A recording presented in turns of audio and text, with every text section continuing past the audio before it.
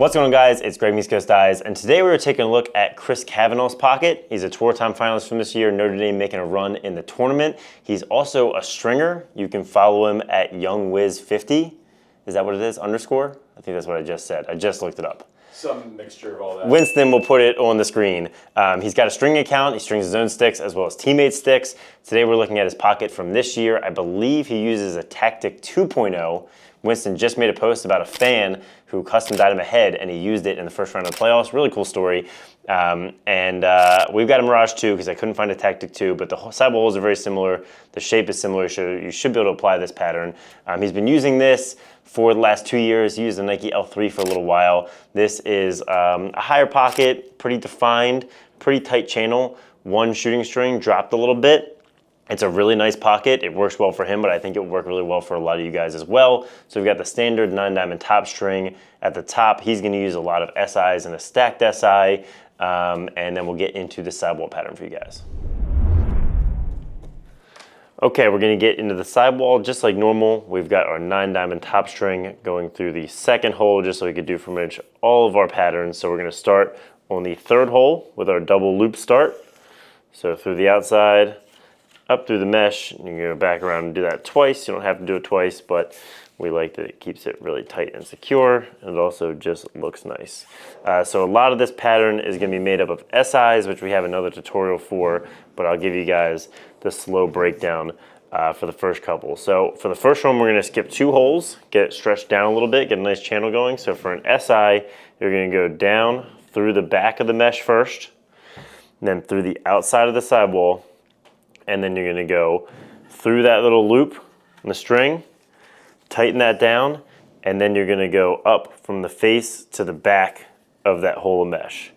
And that's gonna create a knot that's gonna look like that. It's gonna have it sit right on the back of the rail. So we're gonna do another SI, skipping 1 hole this time. So let's see that again, from the back to the front of the mesh, just like that.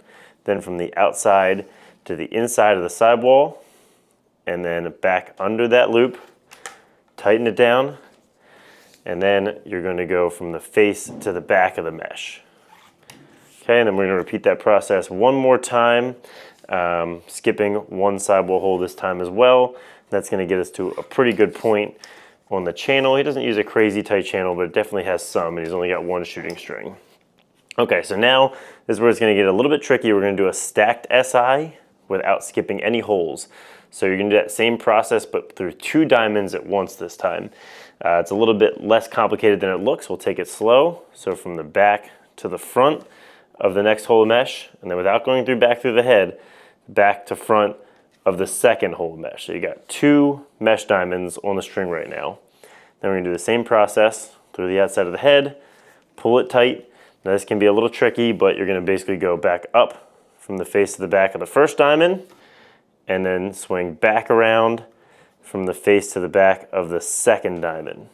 And that is gonna stack them right on top of each other, just like that, which creates a really unique type of pocket that has a little bit more depth, but still a nice channel. It seems to be what he likes. So then we're gonna do another SI without skipping any holes.